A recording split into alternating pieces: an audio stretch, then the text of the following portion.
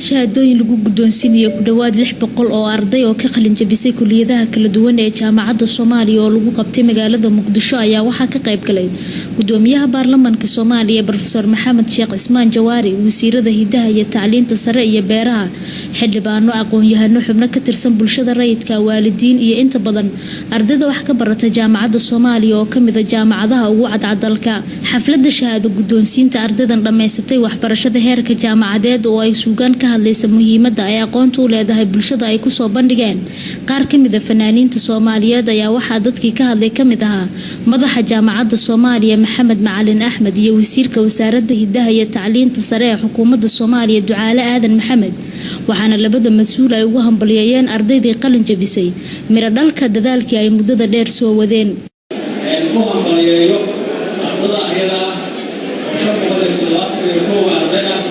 معلمينتي وحصوبة هاي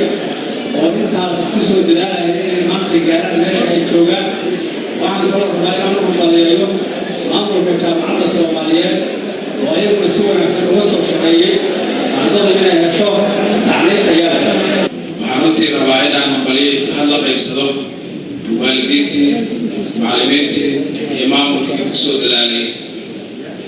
ظروفتي أنا لسكشة كيني حملتها لي يكونها Soomaaliya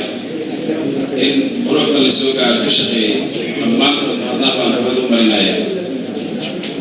ardayda qalin jabisay idinla sagootinayno cilmigu meel ku dhammaado oo la yiraahdo halkaas cilmigii baa ku dhammaaday waa lagu sagootiyey ma jirto laakiin waa xeer baa ka gudubteen xeerar kalena way dhiman yihiin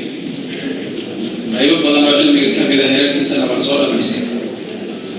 laakiin waxaad soo gaadheen maanta meeshii ahayd misaylka oo qofku noqonayo tirsaneed hogaamiye bulshada dhammaantii waa idin hambalyeynaya. gudoomiyaha baarlamaanka Soomaaliya Professor Maxamed Sheekh Cismaan Jawaari oo gabagabadii xafladda khudbad hambalyo u badneed u jeediyay ardaydii qalin jabisay ayaa ugu baaqay ganacsatada Soomaaliyeed inay shaqo abuur u sameeyaan dhalinyarada jaamiciyiinta ee ku sugan gudaha dalka. كل جهل هذه كده ما طبيعي مسومالية من فضلكم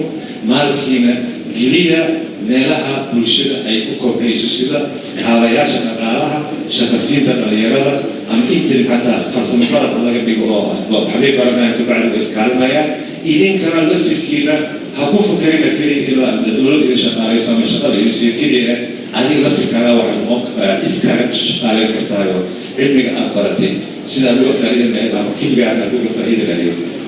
نمعة محمد بشير، صومالي جنرال، مقالة مقدسو.